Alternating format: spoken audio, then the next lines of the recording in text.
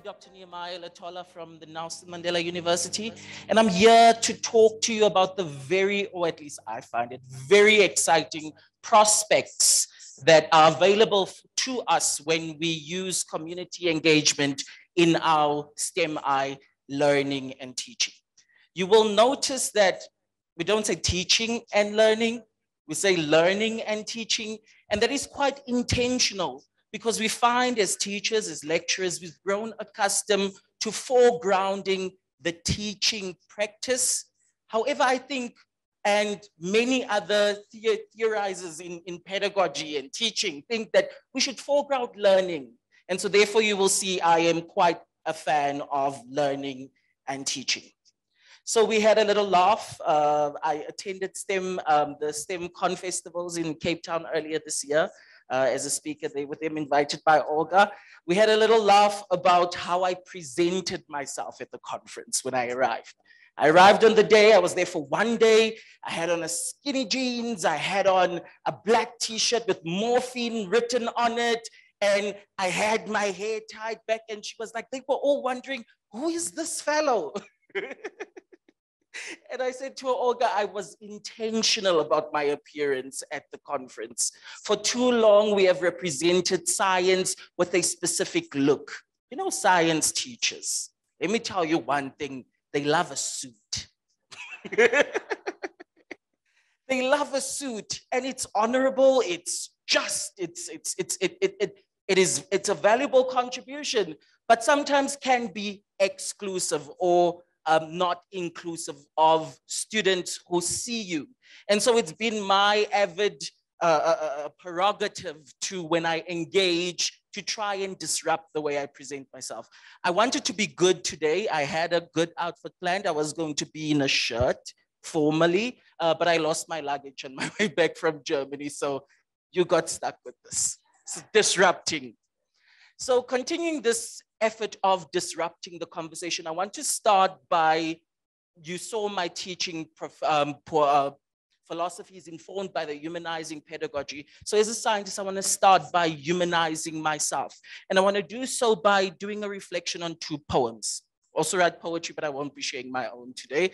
I will be using the voice of Kay Tempest, and I will read two poems that they write on school. One is a bit of a downer, and one is a bit of an upper before we start. So I will read those poems for you. School by Kay Tempest. We wander into school happy children, kind and bright and interested in things. We don't yet know the horrors of the building, the hatred it will teach, the boredom it will bring. Soon we'll learn to disappear in public. We'll learn that getting by is good enough. We'll learn the way it feels to see injustice and shut our mouths in case it comes for us. We'll learn to never think but copy blindly, to ally with the mean and keep them near. We'll learn to not be talented or clever, and most important lessons for success in a career: how to follow orders when you've been bordering on nausea and you're bored and you're insecure and dwarfed by fear. Unfortunately, this is the experience of many students that enter a schooling environment. This might not have anything to do with the teacher themselves. This might not have anything to do with the school, but because a school is a complex society, there's a lot of invaluable variables that occur there. And when we engage with that, these might be the experiences we draw from that. So to leave you on the upper, I like to reflect on this poem for my teaching. And this poem is a poem they write for their niece, for my niece. I hold you in my arms. Your age is told in months. There's things I hope you learn, the things I'm sure that I've learned once. But there's nothing I can teach you. You'll find all you need. No flower bends its head to offer teaching to a seed. The seed will grow and blossom once the flower's ground to dust. But even so, if nothing else, one thing I'll entrust. doing what you please is not the same as doing what you must. So that's a bit of an upper for teaching. So moving on, many of you might know me as was introduced. I participated in FameLab, but years before that, my interest in teaching as a natural scientist was coerced into the foreground by the Fees Must Fall movement. As we all know, one of the core purposes of the Fees Must Fall movement, besides the funding itself, was the notion of decolonizing education, right?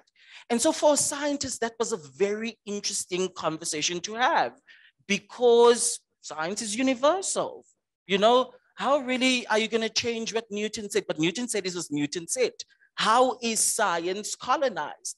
And so this is an interesting conversation then to have when we talk about science, teaching, and learning, as what tools do we have in access, or how can science be inclusionary or exclusionary, and how can science be a product of colonization of colonized? So I got enthused by this, the son of an ex-politician and minister. I got enthused by this idea and I wanted to explore. What is teaching? What really is it all about? I heard words that I've never heard before about pedagogy, epistemological standing, and all of these words, and all of these was a world of wonder to me. So I got involved in my institution in the recurriculation process and was a part as a science representative, representing our dean in writing a chapter with other representatives of faculty on the process of our curriculum. And I learned many great deal and respect for education. So a humanizing pedagogy has to develop the kind of teaching and learning interface that enables agency, a sense of coming not only to know, but to own the knowledge and be empowered by it. And that's very powerful, because why I'm attracted to the humanizing pedagogy is we many times think that it is about being nice, right? If you hear humanizing, you think we are being nice. The humanizing pedagogy comes from a Brazilian middle-class philosopher, Paulo Freire, who many of you might know better than I do, but engaged with middle-aged people teaching, and he realized that before the teaching could happen, there were some other social ills. So the humanizing pedagogy is not about being nice, but rather about acknowledging the humanity of those in your space. And because life is inherently political, the humanizing pedagogy relies heavily on the critical pedagogy, how we critically engage with our circumstances.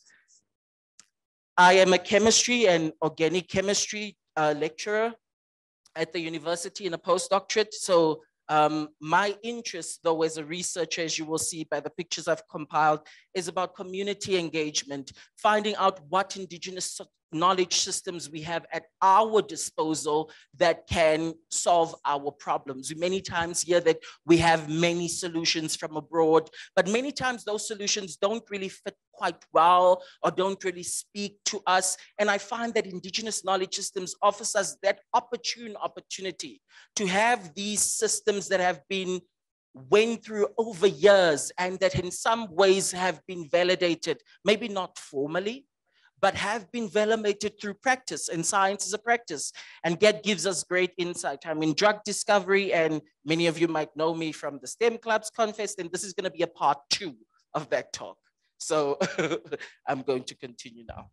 So as a presentation outline, I want to start by some considerations. So I initially had a presentation, and after I came here, I found that I was confused by the brief by day 1. So I was happy I didn't speak on day 1 and spoke on day 2. So I got to go and prepare. So I wanted to share my considerations from day 1, what I want to ground my talk in. I also want to talk about what science engagement is for me and how that can model itself through teaching.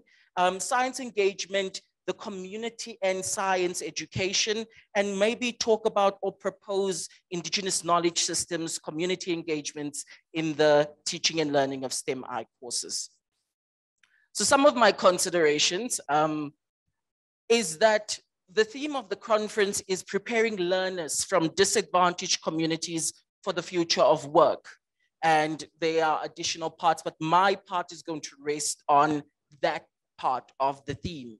And so some considerations that come to mind yesterday very strongly was that practices must be informed by the skills that are required for the future of work. We found that we need to find creative ways to engage our learners, and we need to create interest in STEMI careers at a teaching level. We became cognizant of the idea that there are issues, both socio-economic circumstances and social inequalities that exist within the contexts of previously disadvantaged areas when we teach in those areas. We also have to incorporate then the SDGs, which speaks to the sustainable goals, which are climate, energy and water, sustainable futures. And most of all, these need to be grounded in solutions fit for Africa, but specifically South Africa. And all of that hinges on that nasty yellow book called the CAPS Guidelines of Teaching. And it just becomes a mammoth task that no single human being can do. It's just too much. It's just too much. How do we package all of this that is required when you are teaching? And in most cases, when you're teaching in disadvantaged areas, you are teaching large amount of students.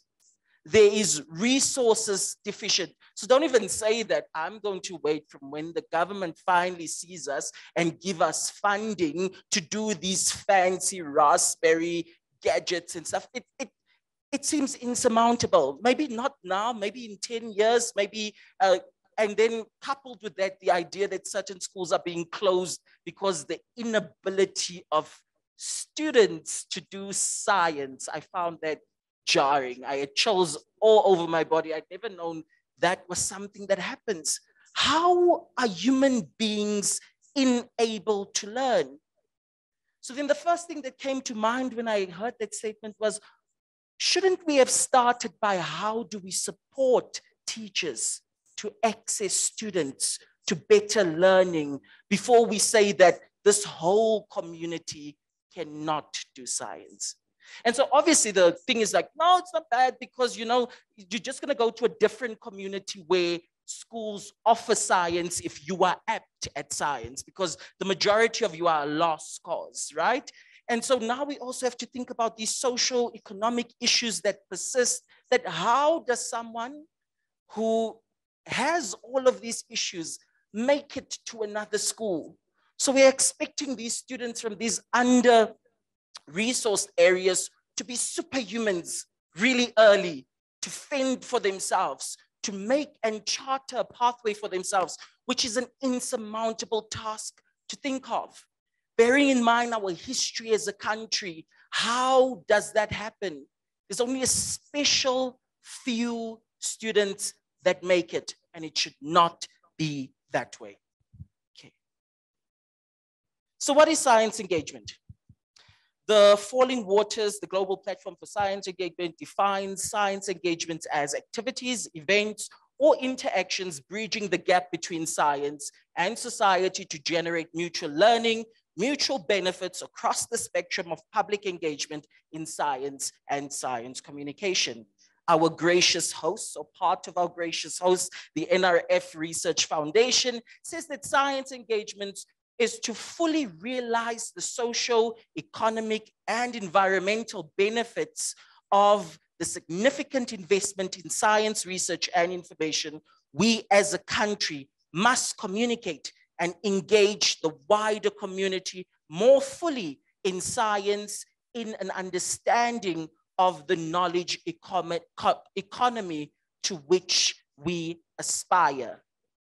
The American Association for Advancement of Science asks in why public engagement matters. They say public engagement with science describes international, meaningful interactions that provide opportunities for mutual learning between science and members of the public.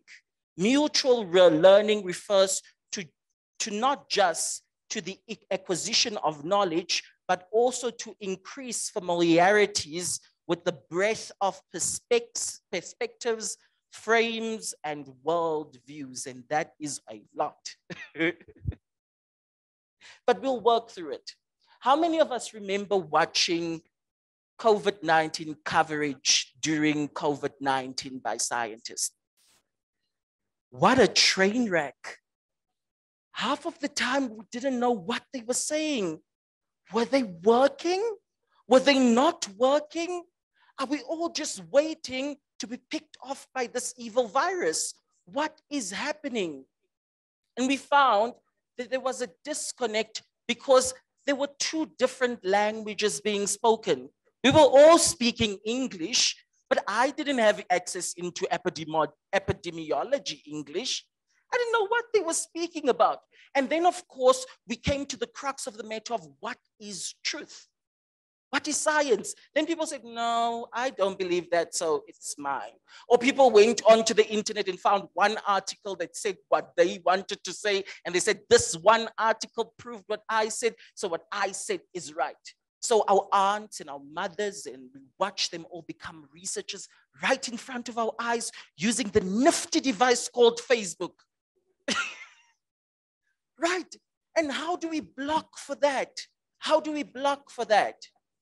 We found that as a society, we are very uncomfortable of thinking within uncertainty. And science is not certain. We have to say that science is certain for up to the knowledge at our disposal. Things can change tomorrow.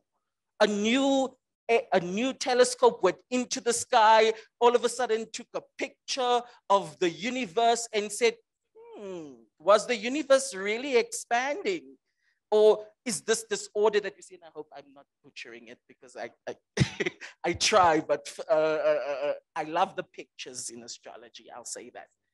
So we have to come to grapple with this, that we know how much we know at the time based at the information that is available to us. And as a science teacher, how do you also grapple with that? As a science practitioner, a communicator, how do you grapple with that? Because we struggle to picture or fit ourselves into complexity.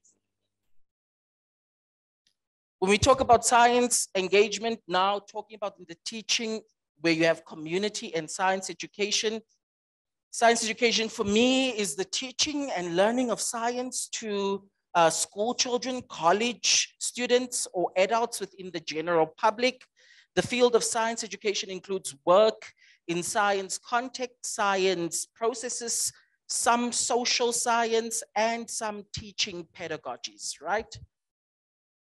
Community engagement then is also refined as that it requires intentional interaction between the community and public decision makers. Emphasis on the lived experience of community members take a front seat, and the local knowledges inflecting decision-making processes changes a top-down approach to public decision-making. So we are not going to get into decision-making. My talk is not about decision-making, but community as science, people working in STEMI, we hope that ultimately our work or our teaching with the students will influence decision-making. So the proposed central practice that I speak of is a pedagogical intervention that incorporates the community in science education. So why is this important? Why does it prepare learners for the future of work in STEMI? So I'm going to share a story here. A group of exciting researchers got a fund. They traveled all the way to the beautiful villages of KwaZulu-Natal from the United States. They were going to build a series of laundry equipment and centers for women who were walking long distances to the river to go and perform this task in this small remote village. They were very happy. They were fueled by their heroism that they're going to save these group of women because they walk too far, it's too hot, and they are prowlers. Something can happen on their way back. You know, they are animals, they are criminals. What can happen to these women? So we need to build these laundry facilities for the women. The minister came, they talked about the facilities. They said, we are going to change the lives of these lowly women here in front of us, and we're going to give them this fabulous laundry facility. Bricks were laid, pipes were laid, and voila, there was a laundry facility. They launched it. It was a fun time. There was food prepared by the women in the village, and everything was beautiful. They came back because ultimately, as funding requires, you have to come back and come and assess what the impact of your intervention was. They came back and found that the laundromat was rather closed. No one was busy. So they thought, okay, we must find out what's happening. Why aren't anyone using the laundry? They thought, did we support these women adequately? Did they get enough training? Yes, there were people here. They trained us, everything. We know how to use this instrument. So the question was, why don't you use this instrument? And so after they reviewed, they found out that the practice of going down to the river to wash these clothes was an indigenous practice of these women to pass down knowledge. It separated the women in the community from the gaze of the male, where they could teach young women about womanhood. They can teach them about being mothers. They can teach them about being wives. It was an indigenous knowledge system. So a laundromat didn't benefit these people. So this multi-million-dollar white elephant sitting here is never going to be used in this community. And so what was the problem here? We walk back and we find that we have ideas as scientists, but if we don't check these ideas with the community, we are going to find that we have solutions that solve no one's problems. I remember years ago, we had the oil lamp thing. There was people were primers. The government made an intervention and they removed primers because primers caused fires. And they said that a safer alternative was this gel green liquid that would be poured on this nifty device, and you'd be able to cook and see the liquid evaporate, and there won't be a danger of fire. And then we saw townships demolished by fire at a faster rate. And we realized that they were not fit for purpose. In fact, they were more dangerous than the primers that were being used in those communities. And there we see too that problem and that issue of a lack of engagement. So when we prepare our STEMI learners for the future of work, we need to be considerate that they need to know that community engagement is essential to the process of making or providing. So what does this process or the central practice look like? Easy ways of looking at a pedagogical intervention like this would be to invite community knowledge holders into classrooms. You know, sometimes we can't take the whole classroom, but if you are in a community where there is possible, then please invite them into classroom, the teaching theoretical, then you teach theoretical concepts through engaging learners with the known context. There's something that I learned when I was a novice in teaching, that teaching, Nelson Mandela has a statement also, teaching a man what he sees. What is it? It's if you teach to the heart, you impact a person, right? And so when you teach what I know, I then become a better agent for what it is you are trying to teach to me. So we need to encourage that learning through the heart. And we can only do that by teaching people what they know.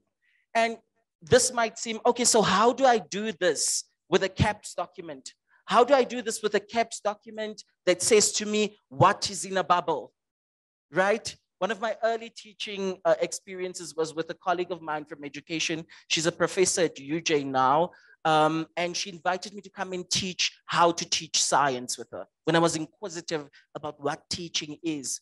And as a scientist, we decided we're going to go on these indigenous knowledge systems and we're going to teach how to teach science. And when I got to the class, I saw this book that prescribed every unit of every lesson and examples. What is in the bubble? You need a Bunsen burner. You need a beaker. You must boil this water, and then you must discuss with the students what is in the bubble. And I found that incredibly dull.